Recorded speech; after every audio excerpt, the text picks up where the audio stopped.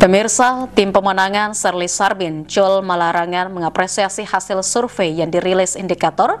Pihaknya tidak akan cepat puas dengan capaian yang ada. Hasil ini pun menunjukkan bahwa masyarakat Maluku Utara dapat menerima figur perempuan untuk menjadi pemimpin berikutnya. Rilis Lembaga Survei Indikator Politik Indonesia telah menempatkan Shirley Juanda Laos berada di urutan teratas unggul dari ketiga calon gubernur dan calon wakil gubernur Maluku Utara lainnya. Tim pemenangan Shirley Juanda Sarbin Sehe menanggapi hasil survei dengan positif. Jol Malarangan, konsultan politik Shirley Juanda Laos mengatakan temuan survei memberikan potret hasil pemilihan gubernur dan wakil gubernur Maluku Utara mendatang. Jika tidak ada kegaduhan, maka dimungkinkan Maluku Utara akan memiliki gubernur perempuan pertama. Penjelasan dari Profesor Dr. Burhanuddin Muhtadi dari lembaga survei yang saya kira kredibel, papan atas di Republik.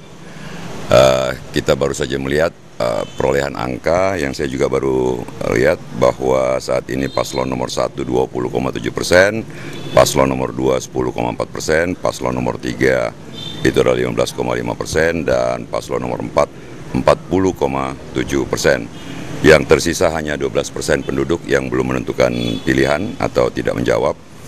Dan hasil ini saya kira menjawab teka-teki yang selama ini tidak kita ketahui, unknown factor, karena adanya pergantian pemain. Seperti Anda tahu, tidak otomatis pergantian pemain itu mempunyai elektabilitas yang sama. Jadi memang pertanyaan yang sangat ditunggu-tunggu publik, termasuk tim SES adalah apakah pergantian dari Benny Laos ke Shirley itu menaikkan suara sama saja atau cenderung turun. Nah, hari ini secara empirical studies, berdasarkan temuan yang didapat oleh lembaga survei indikator, bahwa bukan saja hasil survei bulan lalu untuk Benny Laos itu sama, tetapi malah meledak naik. Dan ini surprise juga bahwa kenaikan itu diiringi dengan menurunnya ketiga paslon yang lain, terutama paslon tertentu yang berkurang signifikan dari 26% di bulan sebelumnya menjadi tinggal 20%. Nah, ini adalah fakta, kita sikapi normatif saja.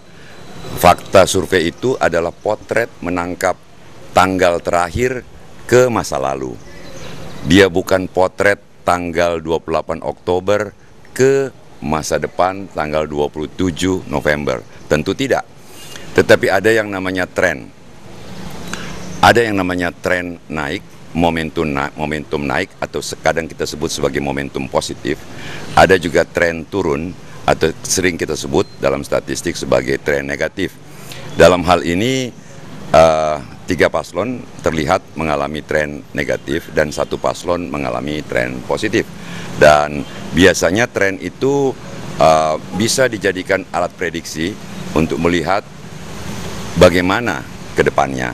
Nah, jadi kalau dia tren positif, kalau itu bertahan dengan asumsi tidak ada kegaduhan politik yang luar biasa dan sebagainya, maka sebenarnya tren positif itu kita bisa nyatakan bahwa paling besar kemungkinan dalam pemilihan gubernur Maluku Utara kali ini, untuk pertama kalinya sepanjang sejarah, insya Allah, apabila Tuhan Yang Maha Kuasa menghendaki, Maluku Utara akan memiliki gubernur wanita untuk pertama kalinya.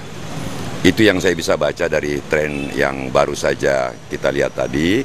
Paparan itu tentu saja tidak boleh jumawa, tidak boleh berbesar hati kemudian tidak melakukan apa-apa. Masih ada 2 minggu ya.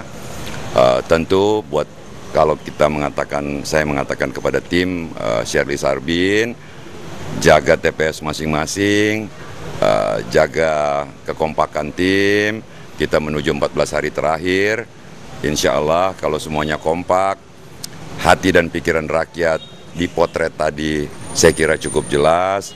Juga dijelaskan bahwa sebagian besar wanita ada di paslon 04, Kemudian juga dari segi usia tadi kita lihat sendiri bahwa Gen Z dan milenial awal itu sebagian besar berada di paslon 04. Nah, saya kira modal itu adalah modal yang cukup baik dan mudah-mudahan dalam 14 hari ke depan kita berproses dengan baik, pemilu yang damai, pemilu yang bersih.